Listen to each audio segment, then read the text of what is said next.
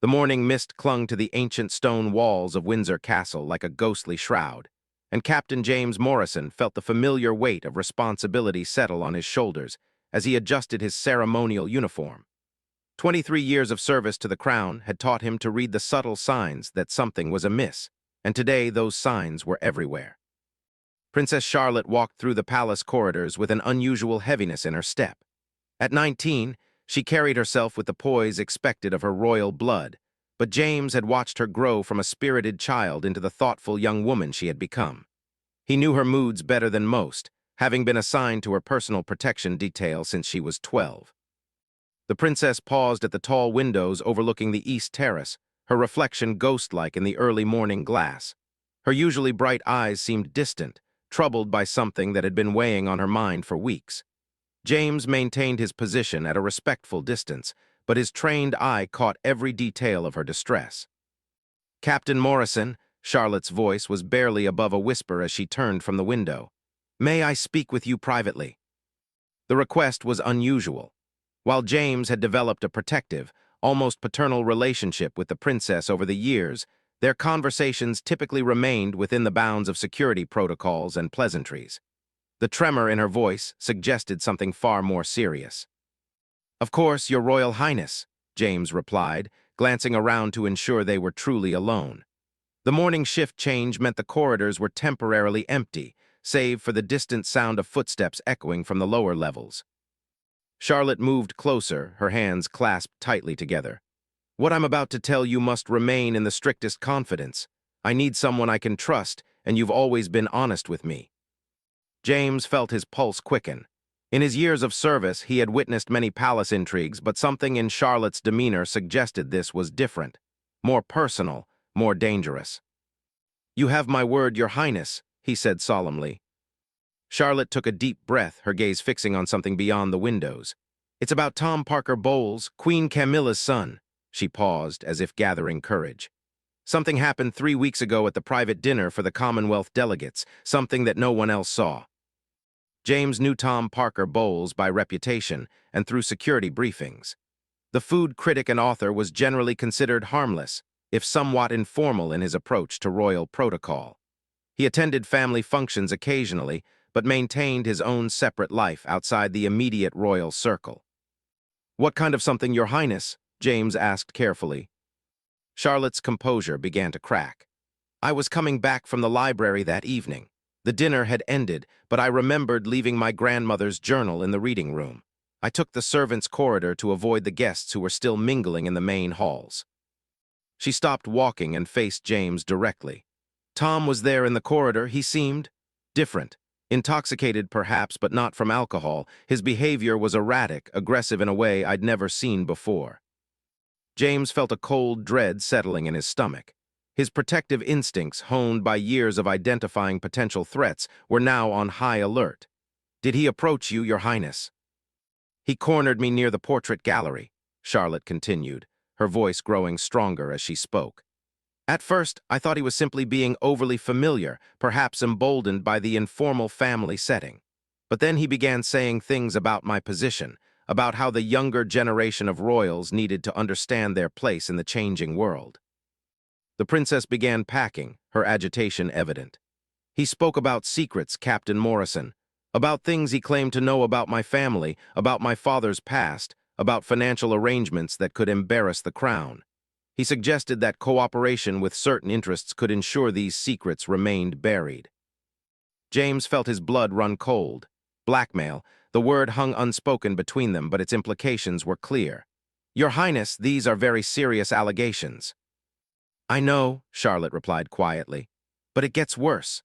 When I tried to leave, he blocked my path. He placed his hands on my shoulders and spoke about the importance of young women knowing their vulnerability in the world. His touch was inappropriate, lingering. He made it clear that my cooperation wasn't really a choice." The captain's hands clenched into fists at his sides.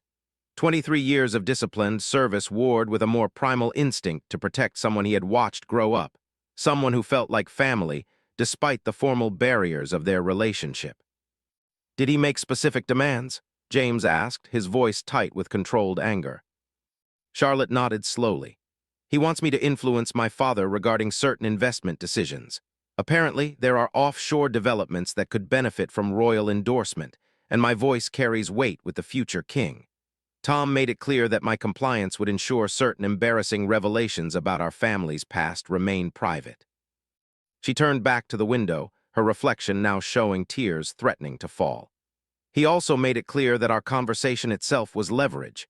If I spoke to anyone about his behavior, he would claim I had misunderstood his intentions, that I was an unstable young woman making accusations against a respected family member. James processed this information with the analytical mind of a career security professional. The implications were staggering. If true, this represented not just personal harassment of a member of the royal family, but potential corruption and abuse of position that could damage the monarchy's reputation irreparably. Your Highness, have there been any other incidents since that evening? 2 more encounters, Charlotte admitted. Once at the charity gala last week, where he cornered me during the reception and reminded me that time was running out for my decision, and again yesterday when he appeared at the stable during my morning ride. No witnesses either time. The princess wiped away a tear that had escaped despite her efforts at composure. I feel trapped, Captain Morrison. If I comply with his demands, I become complicit in whatever scheme he's orchestrating. If I refuse, he threatens to destroy my family's reputation with whatever information he claims to possess. James understood the impossible position she found herself in.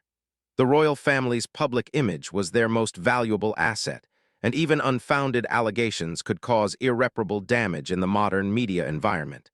Yet yielding to blackmail would only invite further exploitation. Have you considered speaking with your father about this? James asked gently. Charlotte shook her head vigorously. Tom specifically warned against involving my parents. He claimed that King Charles's relationship with Queen Camilla would make him reluctant to believe accusations against her son. He suggested that bringing this to my father would only create family divisions that would become public knowledge. The manipulation was sophisticated, James realized. Tom had carefully crafted a scenario where Charlotte felt isolated from her natural support systems, vulnerable and alone with an impossible choice. Your Highness, you've shown tremendous courage in sharing this with me, James said. But you cannot handle this situation alone. The security of the crown and your personal safety are both at risk. Charlotte looked at him with a mixture of hope and fear. What can we do? Any investigation or formal complaint would require disclosure of the allegations. Even if Tom's claims about damaging information are false, the mere suggestion of scandal could harm the monarchy. James considered their options carefully. His duty was clear: protect the royal family from all threats, internal and external. But the delicate nature of this situation required careful planning and absolute discretion. We need evidence, he said finally. Your word against his might create the family crisis he's threatening, but concrete proof of his behavior would change everything. If we can document his actions or words, we neutralize his ability to manipulate the situation. The princess's eyes brightened slightly. How would we do that? Leave that to me, Your Highness. But I need you to promise me something. If Tom approaches you again, don't meet with him alone. Create witnesses, even if it means being less than completely private about your conversations. Your safety is more important than avoiding awkward questions. Charlotte nodded gratefully. Thank you, Captain Morrison. I knew I could trust you. As they prepared to part ways, James felt the full weight of what lay ahead. This was no longer just about protecting a princess from an unwanted advance. This was about defending the institution of the monarchy itself from a threat that came from within the family circle. The morning mist had cleared from the castle walls, but James Morrison knew that darker clouds were gathering on the horizon. Tom Parker Bowles had made a dangerous enemy, though he didn't know it yet, and before this was over, someone would pay a price for their betrayal of trust. The game had begun, and the stakes couldn't be higher. Captain James Morrison spent the next 48 hours in careful preparation. His years in military intelligence before joining the Royal Protection Service had taught him that successful operations required patience, planning, and perfect timing. Tom Parker Bowles had made his first mistake by underestimating both Princess Charlotte's courage and the loyalty of those sworn to protect her. The opportunity came sooner than expected. Intelligence from the palace staff indicated that Tom would be attending a private family dinner on Friday evening, celebrating Queen Camilla's recovery from a minor illness. The informal nature of the gathering meant lighter security protocols and more opportunities for private conversations. James coordinated with his most trusted colleagues, Sergeant Sarah Chen and Lieutenant David Walsh, both veterans of the protection detail with unquestioned loyalty to the Crown. They understood that this operation required absolute discretion and complete deniability. The target will likely approach Princess Charlotte during the pre-dinner reception. James briefed his team in the secure communications room. Our goal is to document any inappropriate behavior without compromising the princess's safety or revealing our surveillance.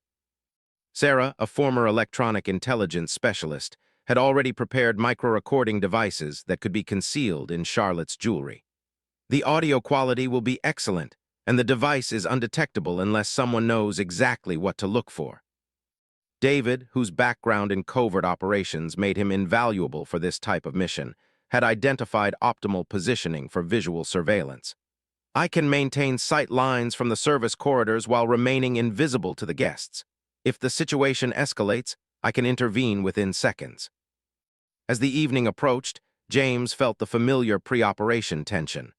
Princess Charlotte had agreed to wear the recording device, though her nervousness was evident. She understood that tonight would likely determine the course of action they could take against Tom. "Remember, Your Highness," James instructed during their final briefing, "act naturally but try to steer any conversation with Tom toward his previous statements. We need him to repeat his threats or demands on record." Charlotte nodded, her jaw set with determination. "I understand, Captain. I'm tired of being afraid in my own home." The dinner began normally enough. The private dining room in the family quarters buzzed with casual conversation as various family members and close friends gathered around Queen Camilla. Tom Parker Bowles appeared relaxed and jovial, playing the role of the devoted son celebrating his stepmother's recovery.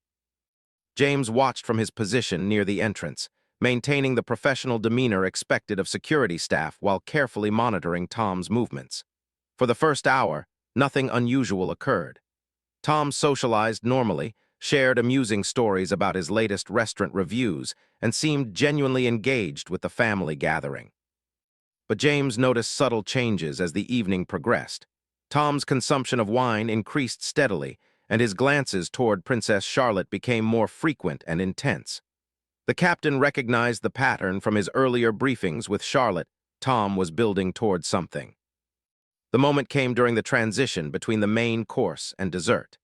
As guests moved to the adjoining sitting room for more comfortable conversation, Tom maneuvered himself toward Charlotte, who was examining a new painting that had been hung since the last family gathering. "Such a lovely addition to the collection," Tom's voice carried clearly to the concealed recording device. "Though I sometimes wonder if we appreciate art for its beauty or its value as an investment." Charlotte's response was perfectly calibrated to encourage his candor. "I suppose both aspects matter in their own way. Beauty is subjective, but value is often determined by forces beyond our control." James saw Tom move closer to Charlotte, positioning himself so that his back was to most of the room. From his vantage point, James could see the change in Tom's demeanor, the casual mask slipping to reveal something more predatory beneath. "Indeed," Tom continued, his voice dropping to a more intimate tone. "Value can be influenced by many factors. Reputation, for instance, can make or break the worth of even the most beautiful objects." Through his earpiece, James heard Charlotte's carefully controlled response. "That seems like a rather pragmatic view of beauty, Tom. Do you apply the same logic to people?" Tom's laugh was low and unsettling. "People are the ultimate investment, dear Charlotte. Their value fluctuates based on their usefulness, their discretion, and their willingness to recognize mutual benefit." The princess had successfully drawn him into his preferred topic. James signaled to David and Sarah that the critical moment was approaching. "I've been thinking about our previous conversations," Tom continued, his hand moving to rest on Charlotte's arm in what would appear to casual observers as a friendly gesture. "You've had time to consider the opportunities I mentioned. I hope you've reached a sensible conclusion." Charlotte's voice remained steady despite the situation. "I'm still unclear about exactly what opportunities you're referring to, Tom, Perhaps you could be more specific about what you're suggesting. Tom glanced around the room, confirming that other guests were engaged in their own conversations, before leaning closer to Charlotte. His words were barely audible, but the sophisticated recording equipment captured every syllable. The development project in the Cayman Islands needs royal endorsement for environmental approval. Your father's support would be worth millions to the investors. In exchange for your influence in securing that support, certain historical documents regarding your grandfather's wartime financial dealings would remain in private hands. James felt his pulse spike. This was exactly the evidence they needed. A clear statement of quid pro quo corruption combined with blackmail threats involving the royal family's reputation. Charlotte played her role perfectly, and if I'm unable to provide that influence... Tom's grip on her arm tightened slightly. Then those documents might find their way to investigative journalists who specialize in royal scandals. The monarchy has survived many crises, but financial impropriety involving Nazi gold would be challenging to overcome. The recording device captured not just his words, but the menacing tone that accompanied them. James realized they now had evidence of both the blackmail scheme and its specific content, allegations involving wartime financial dealings that could indeed damage the Crown's reputation, regardless of their truth. I see, Charlotte replied carefully. And what exactly would my role be in securing this environmental approval? Tom smiled, apparently pleased by what he interpreted as cooperation. Simply mention to your father that you've heard positive things about sustainable development projects in the Caribbean. Express interest in royal patronage for environmental causes that could serve as models for other regions. Your enthusiasm would carry significant weight. He paused, his expression growing more serious. Of course, this arrangement requires absolute discretion. Any attempt to expose our understanding would be seen as evidence of your own involvement in the arrangement. You would be protecting yourself as much as your family. The manipulation was complete. Tom had crafted a scenario where Charlotte appeared complicit regardless of her actual involvement. James recognized the sophisticated nature of the scheme and felt his anger building toward this man who would exploit a young woman's love for her family. I understand the delicacy of the situation, Charlotte replied, but I need to know more about these historical documents you mentioned. What specifically do they contain? Tom's eyes gleamed with the confidence of someone holding powerful cards. Financial records from 1943 to 1945 showing regular transfers from Swiss accounts linked to Nazi officials to accounts controlled by the royal household. Whether the transfers were legitimate or not, the appearance would be devastating in today's political climate. James felt his blood run cold. True or false, such allegations would create a media firestorm that could destabilize the monarchy. Tom had chosen his leverage carefully, striking at the institution's most vulnerable point, its historical legitimacy. These documents, Charlotte pressed, where did they come from? How do you have access to them? Tom's smile became predatory. Let's just say that certain international banking families have long memories and detailed record-keeping. These documents have been held as insurance policies for many decades. I've simply been entrusted with their current disposition. The conversation was interrupted by Queen Camilla's voice, calling for Tom to join a discussion about upcoming charity events. He released Charlotte's arm and straightened his jacket. Think carefully about what we've discussed, he whispered urgently. I'll need your decision within the week.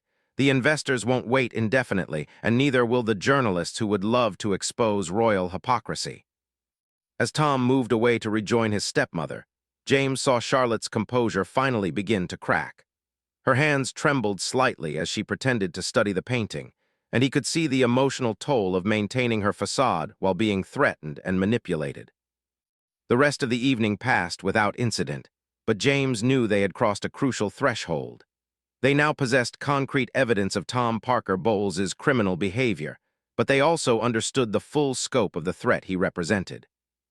As the guests departed and the palace settled into its evening routine, James met privately with Charlotte in her sitting room. The princess had finally removed the recording device and sat with her head in her hands. We have everything we need, James assured her gently. His own words condemn him completely. Charlotte looked up with tears in her eyes. But James, what if those documents are real? What if exposing Tom also exposes genuine historical scandals that could destroy everything my family has worked to build?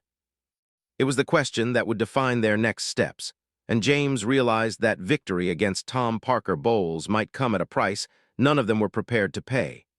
The game had become far more complex than a simple case of harassment and extortion. The real battle was just beginning. The next morning brought an unexpected development that would change everything. James Morrison arrived at his office to find an encrypted message waiting in his secure communications system. The sender was identified only by a code he recognized from his intelligence service days, someone with access to classified historical archives. The message was brief but shocking. The Parker Bowles documents are forgeries. Original Nazi gold investigation files were sealed in 1963. No evidence of royal involvement ever existed. Contact me through secure channels if verification needed. The truth will set you free, but lies can destroy nations. James stared at the screen, his mind racing. If the documents Tom was using for blackmail were forgeries, it changed the entire dynamic of their situation. But it also raised new questions about how Tom had obtained sophisticated fakes and who else might be involved in this conspiracy. He immediately arranged a secure meeting with his contact, using protocols established during his military intelligence career. The rendezvous was set for that afternoon at a small cafe near the British Museum, chosen for its public nature and multiple exit routes. Meanwhile, Princess Charlotte was struggling with her own demons. The previous evening's confrontation had left her emotionally drained, and she found herself questioning everything she thought she knew about her family's history. The allegations Tom had made struck at the core of her identity as a member of the royal family. She sought solace in the palace library, surrounding herself with official histories and family records. If there were genuine secrets in her family's past, she needed to understand them before deciding how to proceed against Tom. The weight of potentially protecting a tainted legacy felt almost unbearable. Her research was interrupted by an unexpected visitor. Lady Margaret Thornfield, the palace's chief archivist and a family friend for over 30 years, appeared at the library entrance with a concerned expression. "Your Royal Highness, I understand you've been researching wartime financial records," Lady Margaret said carefully. "Might I ask what has prompted this particular interest?" Charlotte hesitated, uncertain how much she could reveal without violating her agreement with Captain Morrison. But Lady Margaret had been like a grandmother to her, and her expertise in royal history was unmatched. "I've heard suggestions that there might be compromising financial relationships in our family's past," Charlotte said carefully, "specifically related to Swiss banking during the war years." Lady Margaret's expression grew stern. "Your Royal Highness, I've dedicated my career to maintaining accurate records of this family's history. If such allegations have been made, I can tell you with absolute certainty that they are false." She moved closer, her voice dropping to a confidential tone. "There was indeed an investigation in 1963, conducted jointly by British intelligence and Swiss banking authorities. The royal household's financial records were examined thoroughly, and no improper transactions were discovered. The investigation was classified not to protect guilty secrets, but to prevent the findings from being misrepresented by hostile foreign governments during the Cold War." Charlotte felt a wave of relief mixed with confusion. Then why would someone claim to have documents proving otherwise? "Because, my dear, forgeries have become increasingly sophisticated," Lady Margaret replied. "And because attacking the monarchy's legitimacy remains an effective tool for those seeking to destabilize Britain's influence internationally." The archivist sat down across from Charlotte, her expression grave. "I suspect you've encountered someone making these false claims. If so, you're dealing with more than simple extortion. This sounds like part of a larger campaign to undermine confidence in our democratic institutions." Meanwhile, across London, Captain Morrison sat across from his intelligence contact in the crowded cafe. The man, who introduced himself only as Harris, appeared to be in his 60s, with the bearing of a career intelligence officer. "The documents surface periodically," Harris explained quietly, "usually during times of political instability or international tension. They were originally created by Soviet intelligence in the 1970s as part of Operation Chaos, designed to create doubt about Western democratic institutions." He slid a folder across the table. These are copies of the actual investigation files from 1963. You'll see that the royal household's financial dealings were completely above board. The Swiss accounts in question belonged to Jewish refugees who had entrusted their assets to the Bank of England for safekeeping during the war. James opened the folder and scanned the documents. The investigation had been thorough, involving financial experts, historians, and international banking authorities. Every transaction had been accounted for, and the royal family's actions had been not just legal but admirable in their support for wartime refugees. "How does Tom Parker Bowles fit into this?" James asked. Harris's expression darkened. "That's where things become interesting. Parker Bowles isn't acting alone. Our sources indicate he's been recruited by a group calling itself the Democratic Transparency Initiative.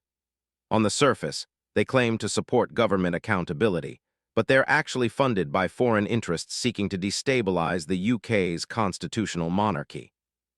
The intelligence officer leaned forward.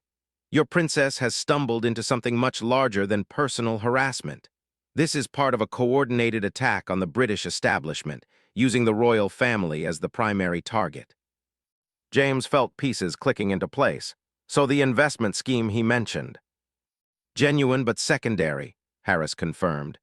"The real goal is to create a scandal that would force constitutional reform, potentially abolishing the monarchy entirely. If they can't destroy it with real scandals, they'll create fake ones." Back at the palace, Charlotte's meeting with Lady Margaret was reaching its own dramatic conclusion. The archivist had produced additional evidence that demolished any credibility the forged documents might have possessed.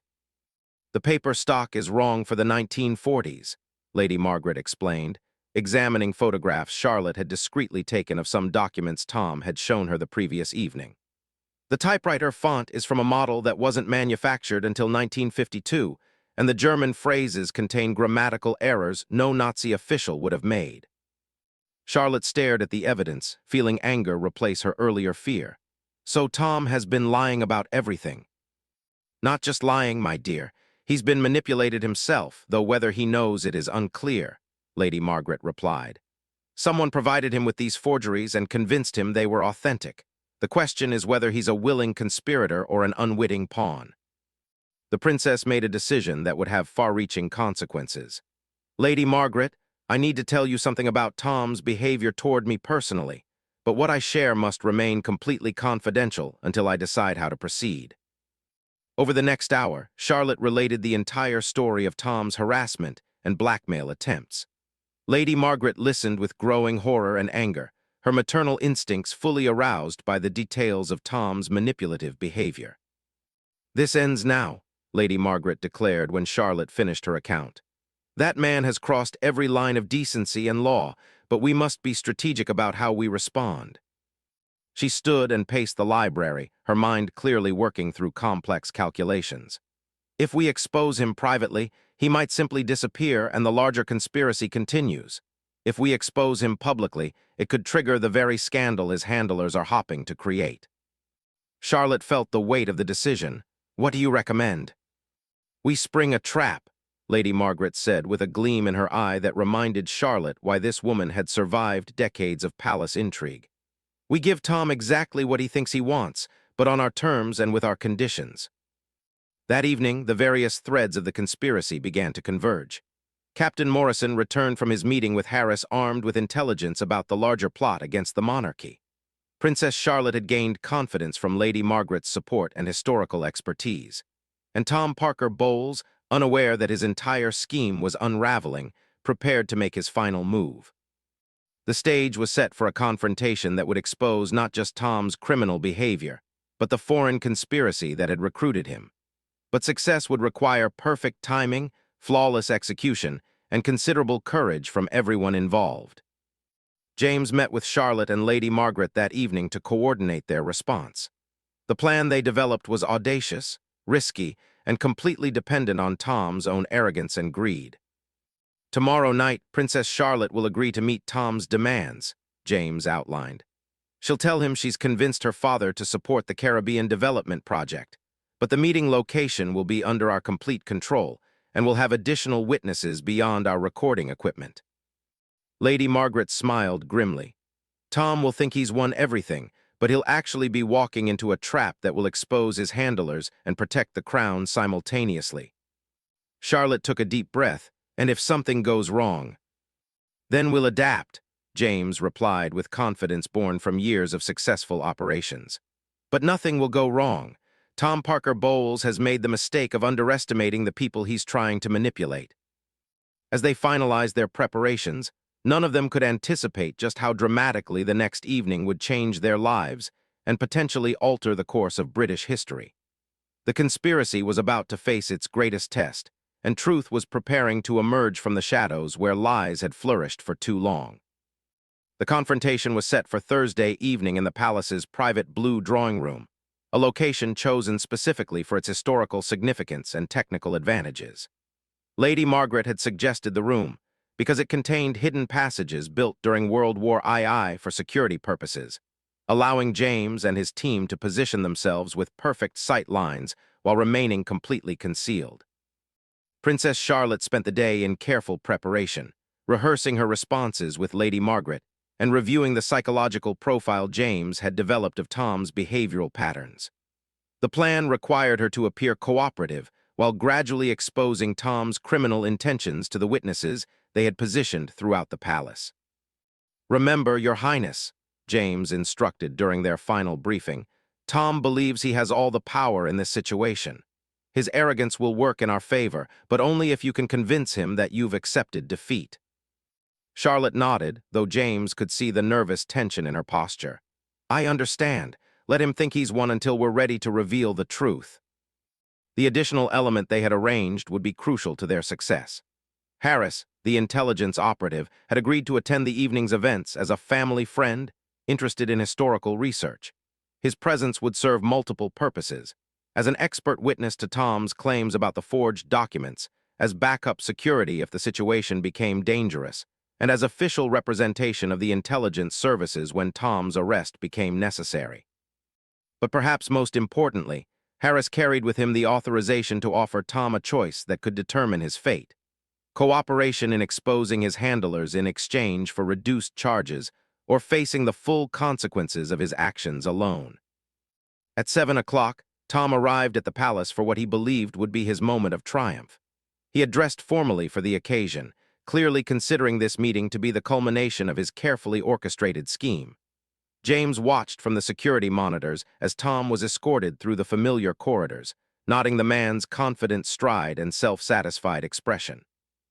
Tom's demeanor changed slightly when he was shown into the blue drawing room and found not just Princess Charlotte, but also Lady Margaret and Harris waiting for him. Charlotte had explained their presence as necessary witnesses to ensure that any agreements reached would be properly documented and legally binding. "I hope you don't mind the additional attendees," Charlotte said with carefully practiced nervousness. "Lady Margaret is here to verify any historical claims that might be discussed, and Mr. Harris represents certain interests that would need to approve any financial arrangements." Tom's eyes narrowed as he assessed the new variables, but his arrogance ultimately overrode his caution. "Of course, Your Royal Highness. Transparency is always beneficial when conducting sensitive business." He settled into the antique chair Charlotte had indicated, positioning himself where the hidden recording equipment would capture every word and gesture. James, watching from the concealed observation post, felt the familiar pre-operation tension as all the pieces moved into position. "I'm pleased to report that I've spoken with my father about the Caribbean Development Project," Charlotte began, following the script they had carefully crafted. "He's expressed genuine interest in supporting sustainable environmental initiatives in the region." Tom's smile became genuinely predatory. "Excellent news, Your Royal Highness. I knew you would see the wisdom of cooperation." He opened his briefcase and withdrew a folder of documents. "These are the preliminary agreements that would need your father's endorsement.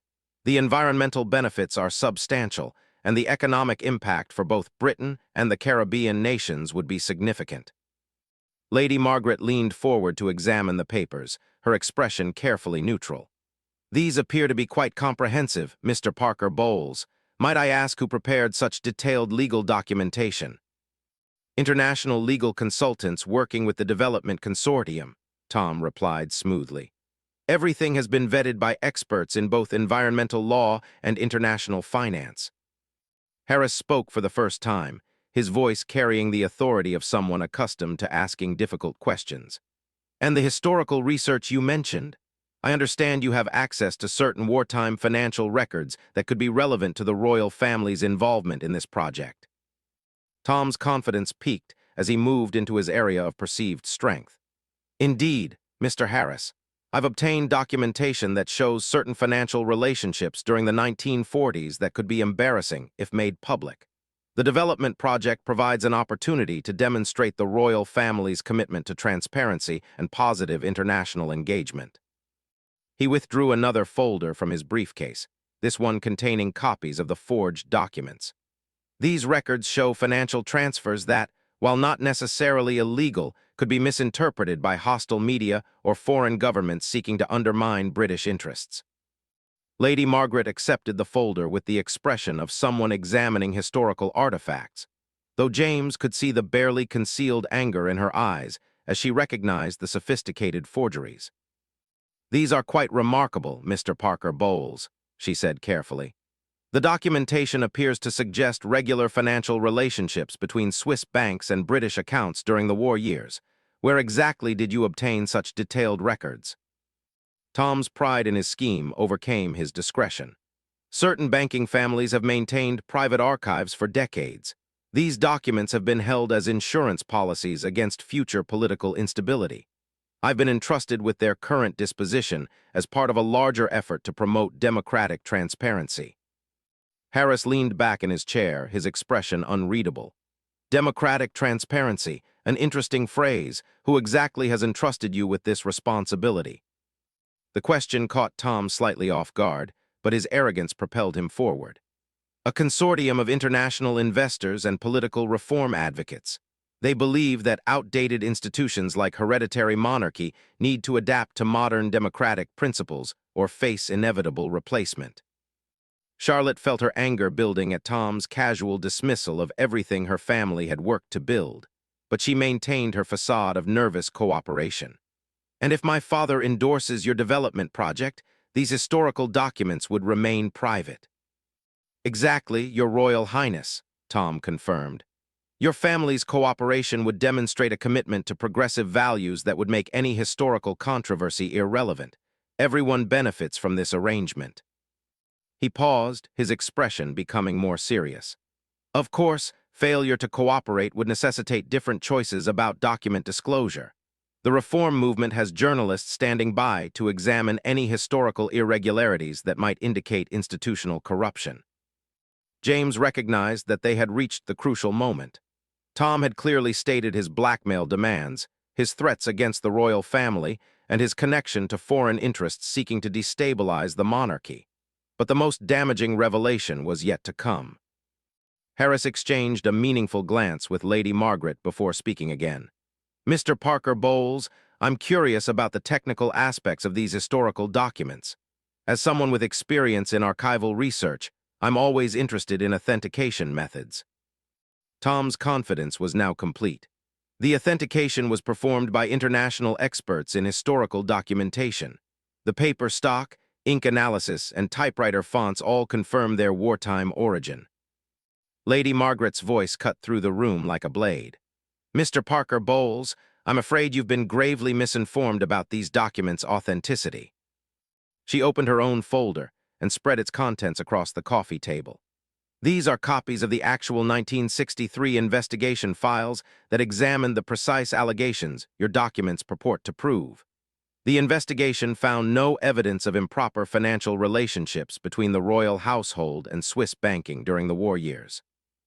Tom's expression began to change as he realized something was going wrong. "I'm sure your investigation was thorough, Lady Margaret, but these documents represent additional evidence that wasn't available in the 1960s. Harris's voice became coldly professional. "Mr. Parker Bowles, I'm with British intelligence. The documents you've shown us tonight are sophisticated forgeries created by Soviet intelligence services in the 1970s. We've been tracking their circulation for decades." The color drained from Tom's face as the reality of his situation began to sink in. "That's impossible. I was assured of their authenticity by experts in historical documentation." Experts working for foreign intelligence services seeking to destabilize British institutions, Harris continued relentlessly. The question now is whether you've been a willing participant in this conspiracy or simply a manipulated pawn. Princess Charlotte stood up, her nervousness replaced by steel-cold anger.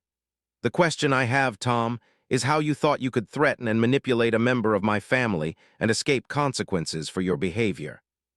Tom looked around the room, finally understanding that he had walked into a trap. His confident demeanor crumbled as he realized that everything he had believed about his scheme had been built on lies and manipulation.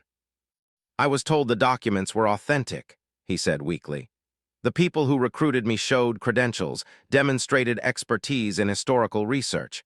They convinced me that I was helping to promote government accountability.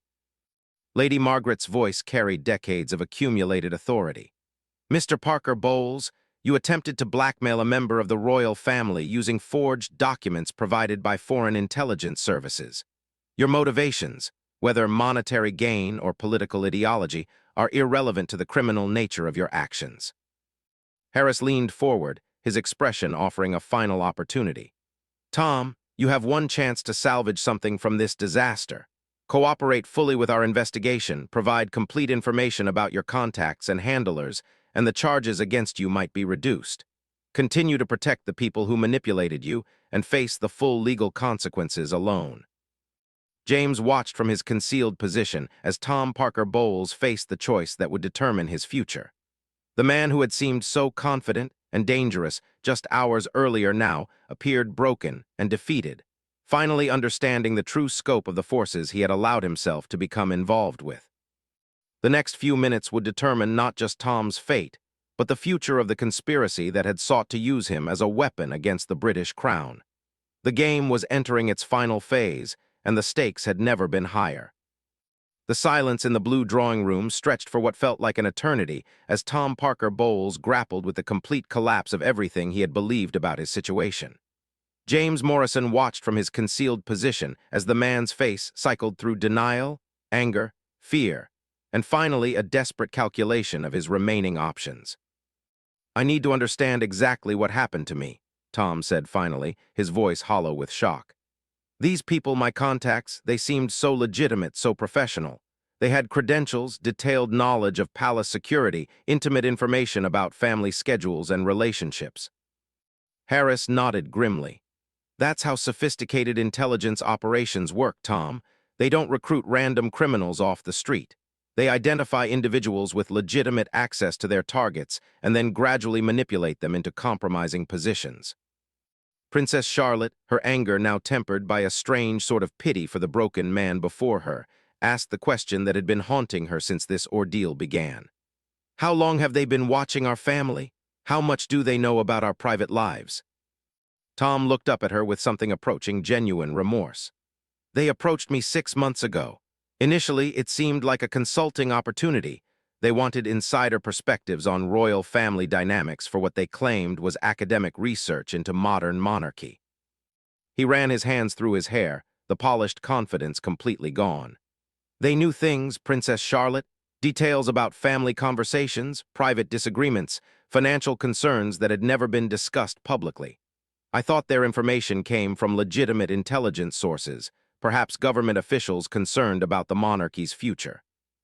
Lady Margaret exchanged a meaningful look with Harris. Tom, we need you to provide every detail you can remember about these contacts. Names, meeting locations, communication methods, financial arrangements. If there's been a security breach within the palace staff, we need to identify and address it immediately. Tom reached into his briefcase with trembling hands and withdrew a thick folder. I kept records of everything. Meeting notes, email communications, financial transactions. They insisted on detailed documentation of our interactions, claiming it was necessary for their research protocols. Harris accepted the folder with the practiced efficiency of someone accustomed to handling intelligence materials. A quick scan revealed a sophisticated operation involving multiple false identities, shell companies, and international financial transfers designed to obscure the true source of funding. The Democratic Transparency Initiative, Harris read from one of the documents. supposedly based in Geneva, but with funding sources that trace back through multiple jurisdictions. This is textbook foreign intelligence work, designed to create maximum confusion about the operation's true sponsors. James decided it was time to emerge from concealment and take direct control of the situation. He stepped into the room through the concealed entrance, causing Tom to start in surprise at the sudden appearance of the man he had been trying to circumvent for weeks. "Captain Morrison," Tom said weakly, "I suppose you've heard everything." "Every word," James replied coldly, "including your threats against Princess Charlotte and your attempts to extort the royal family using forged documents. You're under arrest for blackmail, harassment, and conspiracy to commit fraud." But even as he spoke the words, James recognized that Tom's arrest was only the beginning of their challenges. The foreign intelligence operation that had recruited him remained active, and exposure of Tom's activities might simply cause his handlers to activate backup plans or alternate assets. Harris seemed to read James's thoughts. Tom's cooperation could be invaluable in rolling up the entire network, but we need to move quickly before they realize their operation has been compromised. Princess Charlotte stepped forward, her voice carrying the authority of her position and the steel of her determination. "Tom, I want you to understand something clearly. Your actions over the past weeks have caused me to fear for my safety in my own home. You've attacked my family's reputation with lies and manipulated my love for them to serve your own purposes." She paused, allowing the weight of her words to sink in. "But if you cooperate fully with the investigation, if you help expose the people who used you to attack British institutions, then some measure of redemption might be possible." Tom looked up at her with surprise and something that might have been gratitude. "Your Royal Highness, I need you to know that I never intended for it to go as far as it did. The personal threats, the inappropriate behavior, that wasn't part of their original plan."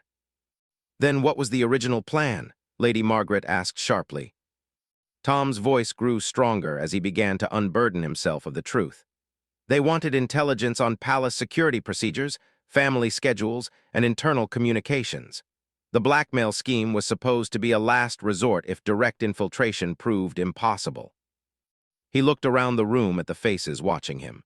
"But when I reported back about Princess Charlotte's daily routines and the opportunities for private contact, they encouraged more aggressive tactics. They said the urgency of their research required faster results." James felt a chill run down his spine.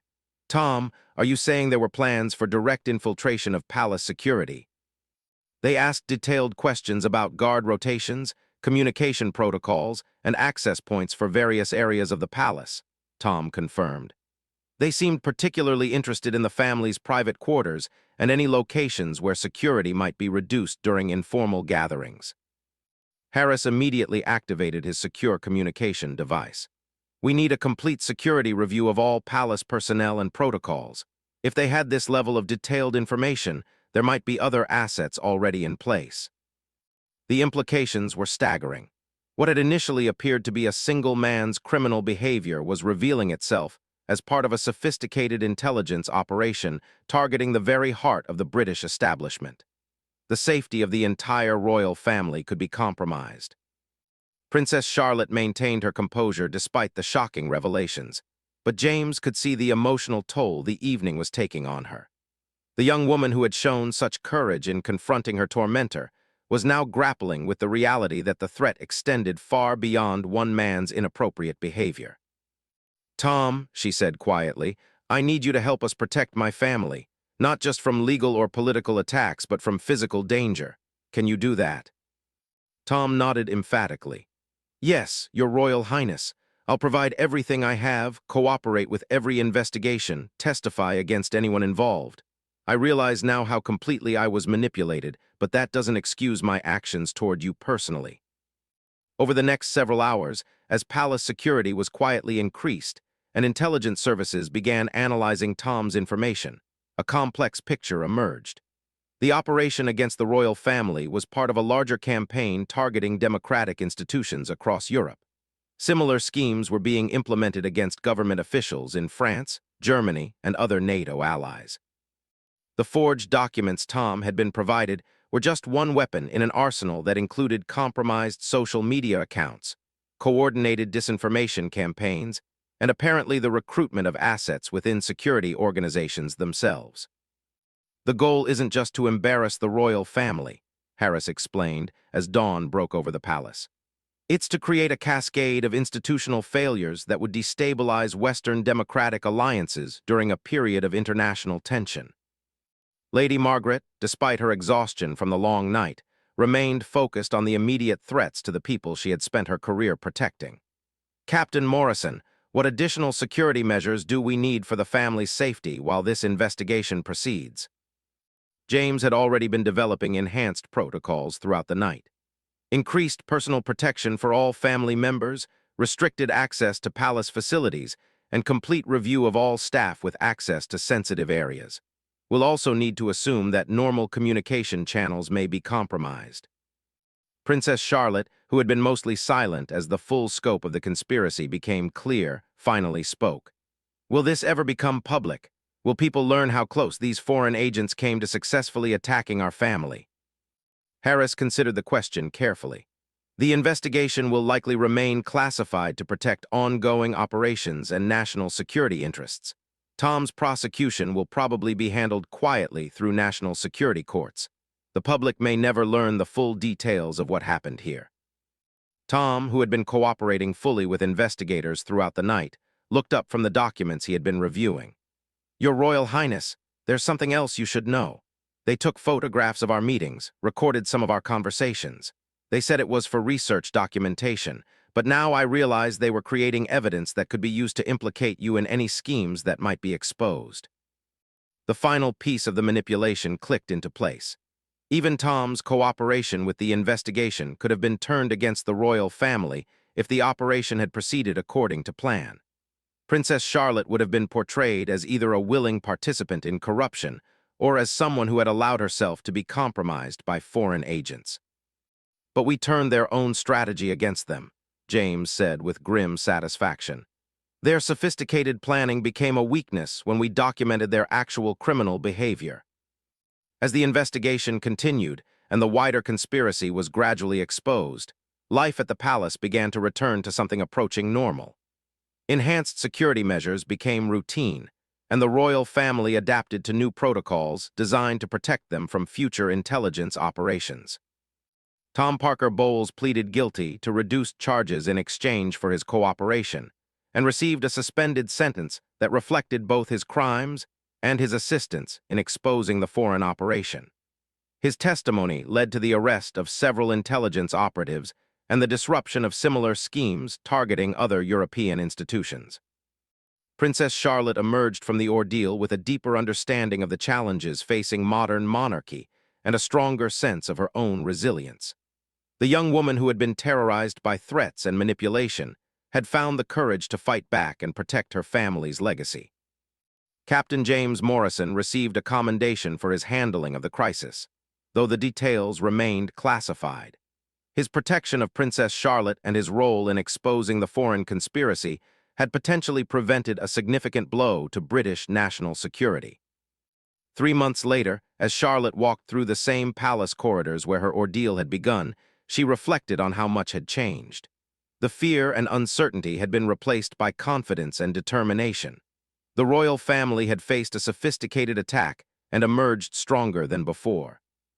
The threat from foreign intelligence services would continue, but they now had better defenses and a deeper understanding of the tactics being used against democratic institutions.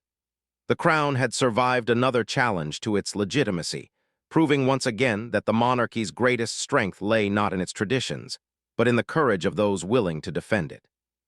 James Morrison, maintaining his watchful position nearby, smiled slightly as he observed the princess's confident stride.